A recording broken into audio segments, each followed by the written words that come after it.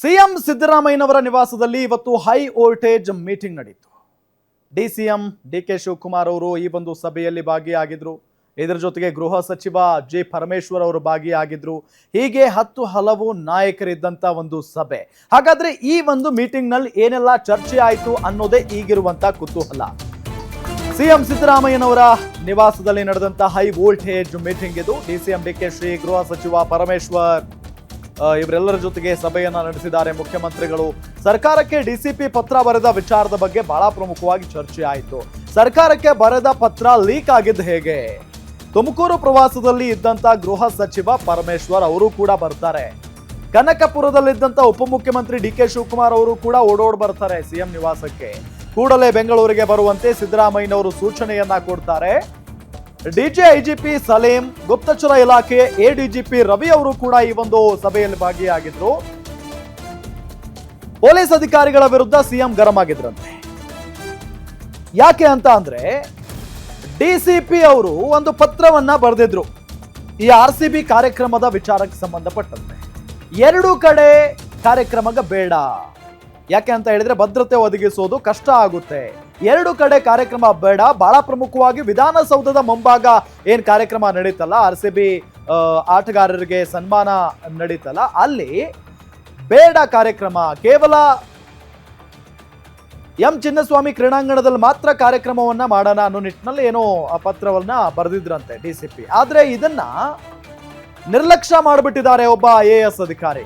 ವಿಧಾನಸೌಧದಲ್ಲಿರುವಂತ IAS ಅಧಿಕಾರಿ ಸತ್ಯವತಿ ಅವರು ನಿರ್ಲಕ್ಷ್ಯ ಮಾಡಿಬಿಟ್ಟಿದ್ದಾರೆ. ಆ ಪತ್ರ ಇಷ್ಟೆಲ್ಲಾ ಘಟನೆ ಆದ ನಂತರ ಲೀಕ್ ಆಗುತ್ತೆ. ಒಬ್ಬ ಡಿಸಿಪಿ ಒಂದು ಪತ್ರವನ್ನ ಬರೀತಾರೆ. ಒಂದೇ ಕಡೆ ಕಾರ್ಯಕ್ರಮ ಆದ್ರೆ ಓಕೆ, ವಿಧಾನಸೌಧದ ಮುಂಭಾಗ ಬೇಡ ಅಂದ್ರೂ ಕೂಡ ಅದನ್ನ ನಿರ್ಲಕ್ಷ್ಯ ಮಾಡಿದ್ಯಾಕೆ? ಒಂದೇ ಕಡೆ ಕಾರ್ಯಕ್ರಮ ಆಗಿದ್ರೆ ಇಷ್ಟೆಲ್ಲ ಸಮಸ್ಯೆ ಆಗ್ತಾ ಇರಲಿಲ್ಲ, ಇಷ್ಟೆಲ್ಲ ಸಾವು ನೋವುಗಳಾಗ್ತಾ ಇರಲಿಲ್ಲ. 1643 ಪೊಲೀಸರನ್ನ ಏನ್ ನಿಯೋಜನೆ ಮಾಡಲಾಗಿತ್ತಲ್ಲ, ಅವರನ್ನೆಲ್ಲ ಒಂದೇ ಕಡೆ ಕಾರ್ಯಕ್ರಮ ಇದ್ರೆ ಅಲ್ಲೇ ನಿಯೋಜನೆ ಮಾಡಬಹುದಾಗಿತ್ತು. ಈ ರೀತಿಯಾದಂತ ನೂಕುನುಗ್ಗಲು ಆಗ್ತಾ ಇರಲಿಲ್ಲ. ನಿರ್ಲಕ್ಷ್ಯ ಮಾಡಿದ್ದಕ್ಕೇನೆ ಇಷ್ಟು ಆಕ್ರೋಶ ವ್ಯಕ್ತವಾಗ್ತಾ ಇದೆ. ನಿರ್ಲಕ್ಷ್ಯ ಮಾಡಿದ್ದಕ್ಕೇನೆ ಇಷ್ಟು ಸಾವು ನೋವುಗಳಾಯ್ತು. ಹಾಗಾಗಿನೇ ಸತ್ಯವತಿ ಅವರ ವಿರುದ್ಧವಾಗಿ ಇವತ್ತು ಸಿಎಂ ಸಿದ್ದರಾಮಯ್ಯನವರು ಗರಂ ಆಗಿದ್ರು. ಇಷ್ಟೆಲ್ಲ ಕೇರ್ಲೆಸ್ ಯಾಕೆ ಮಾಡಿದ್ರಿ ನೀವು ಅನ್ನೋ ನಿಟ್ಟಿನಲ್ಲಿ ಸಿಎಂ ದಿಢೀರ್ ಸಭೆಯನ್ನ ಕರೆದಿದ್ದು ಯಾಕೆ, ಬಹಳ ಪ್ರಮುಖವಾಗಿ ಮತ್ತು ಏನ್ ಕಾರಣ, ಏನೆಲ್ಲ ಚರ್ಚೆ ಆಯಿತು ಅನ್ನೋದನ್ನ ಗಮನಿಸ್ತಾ ಹೋಗೋದಾದ್ರೆ, ಸಿಎಂ ದಿಢೀರ್ ಸಭೆ ಕಾಲ್ ತುಳಿತ ಪ್ರಕರಣದಿಂದ ಸರ್ಕಾರಕ್ಕೆ ದೊಡ್ಡ ಮಟ್ಟದ ಮುಜುಗರ ಆಗಿದೆ. ಇದರಲ್ಲಿ ಯಾವುದೇ ರೀತಿಯಾದಂತ ಡೌಟೇ ಬೇಡ. ಸರ್ಕಾರಕ್ಕೆ ದೊಡ್ಡ ಮಟ್ಟದ ಡ್ಯಾಮೇಜ್ ಆಗಿದೆ. ಡ್ಯಾಮೇಜ್ ಕಂಟ್ರೋಲ್ ಬಗ್ಗೆ ಸಿಎಂ ಸಭೆಯಲ್ಲಿ ಮಾತನಾಡಿದ್ದಾರೆ. ಇವತ್ತು ಡಿಸಿಪಿ ಲೆಟರ್ ವೈರಲ್ ಬಗ್ಗೆ ಸಿದ್ದರಾಮಯ್ಯ ಗರಂ ಆಗಿದ್ದಾರೆ. ಹೆಂಗೆ ಈ ಒಂದು ಲೆಟರ್ ವೈರಲ್ ಆಯ್ತು ಅಂತ ಹೇಳಿ. ಇದರ ಬೆನ್ನಲ್ಲೇ ಡಿಸಿಎಂ, ಗೃಹ ಸಚಿವ, DGP ಜೊತೆಗೆ ಸಭೆಯನ್ನ ಕೂಡ ನಡೆಸಿದ್ದಾರೆ. ಇದರ ಬೆನ್ನಲ್ಲೇ ನೋಡಿ, ಈಗಾಗಲೇ ಹೇಳಿದಾಗೆ ಡಿಸಿಎಂ, ಗೃಹ ಸಚಿವರು ಜೊತೆಗೆ DGP ಜೊತೆಗೆ ಇವತ್ತು ಸಭೆಯನ್ನ ಕೂಡ ನಡೆಸಲಾಯಿತು. ಡಿಸಿಪಿ ಲೆಟರ್ ವಿಪಕ್ಷಗಳಿಗೆ ಮತ್ತೊಂದು ಅಸ್ತ್ರ ಕೊಟ್ಟಂಗಾಗಿದೆ. ಈಗ ಮೊದಲೇ ವಿಪಕ್ಷಗಳು ಈಗಾಗಲೇ ಸಿಕ್ಕಾಪಟ್ಟೆ ಮಾತನಾಡ್ತಾ ಇದ್ದಾರೆ. ಸತ್ಯವತಿ ಅವರ ನಿರ್ಲಕ್ಷ್ಯತೆಯಿಂದ ಈ ಘಟನೆ ಸಂಭವಿಸಿದೆ. ಸತ್ಯವತಿ IAS ಅಧಿಕಾರಿಯವರು, ಪೊಲೀಸ್ ಅಧಿಕಾರಿಗಳ ನಡೆ ಬಗ್ಗೆ ಸಿಎಂ ಸಿದ್ದರಾಮಯ್ಯನವರು ಬಹಳ ಗರಂ ಆಗ್ಬಿಟ್ಟಿದ್ದಾರೆ. ಇವತ್ತು ಈ ಸಭೆಯಲ್ಲೂ ಕೂಡ ಬಹಳಷ್ಟು ಸಿಟ್ಟನ್ನ ತೋರಿಸ್ಕೊಂಡ್ರಂತೆ ಮುಖ್ಯಮಂತ್ರಿ ಸಿದ್ದರಾಮಯ್ಯನವರು. DCP ಹಾಗೂ ಸೆಕ್ರೆಟರಿ ಸತ್ಯವತಿ ತಲೆದಂಡದ ಬಗ್ಗೆ ಚರ್ಚೆಯೂ ಕೂಡ ಇವತ್ತು ನಡೆದಿದೆ. ಈಗಾಗಲೇ ಬಹಳಷ್ಟು ದೊಡ್ಡ ದೊಡ್ಡ ಅಧಿಕಾರಿಗಳನ್ನ ಸರ್ಕಾರ ಸಸ್ಪೆಂಡ್ ಮಾಡಿತು. ಅದರಲ್ಲೂ ಈಗ DPR ಕಾರ್ಯದರ್ಶಿ ಸತ್ಯವತಿ ತಲೆದಂಡ ಆಗುತ್ತಾ ಅನ್ನೋ ಒಂದು ಪ್ರಶ್ನೆಯೂ ಕೂಡ ಸಹಜವಾಗಿ ಮೂಡ್ತಾ ಇದೆ. ಯಾಕೆಂತ ಹೇಳಿದ್ರೆ ಇಷ್ಟೆಲ್ಲ ಘಟನೆ ಆಗೋದಕ್ಕೆ ಕಾರಣನೇ ಅವರು. ಒಬ್ಬ DCP ಲೆಟರ್ ಬರೆದಿರೋದು ಗೊತ್ತಿದ್ದು ಕೂಡ ಇಷ್ಟೊಂದು ನಿರ್ಲಕ್ಷ್ಯ ಯಾಕೆ ಮಾಡಿದ್ರು ಸತ್ಯವತಿ ಅವರು?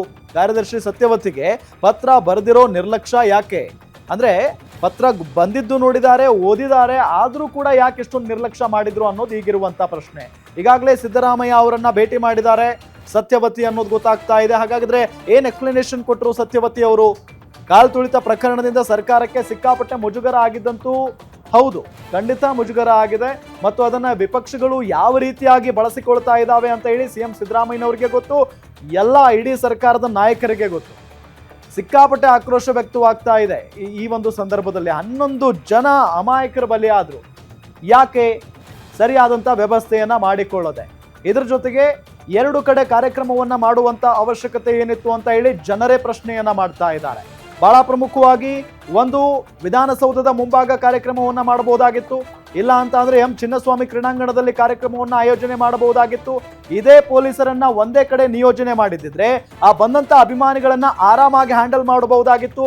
ಇಂಥ ಘಟನೆ ಆಗ್ತಾನೆ ಇರಲಿಲ್ಲ. ಇಂಥ ಘಟನೆ ಹೋಗ್ಲಿ, ಸಾವು ನೋವುಗಳು ಸಂಭವಿಸ್ತಾನೆ ಇರಲಿಲ್ಲ. ಬಹಳ ಅಚ್ಚುಕಟ್ಟಾಗಿ ಆ ಕಾರ್ಯಕ್ರಮ ನಡೀತಾ ಇತ್ತು.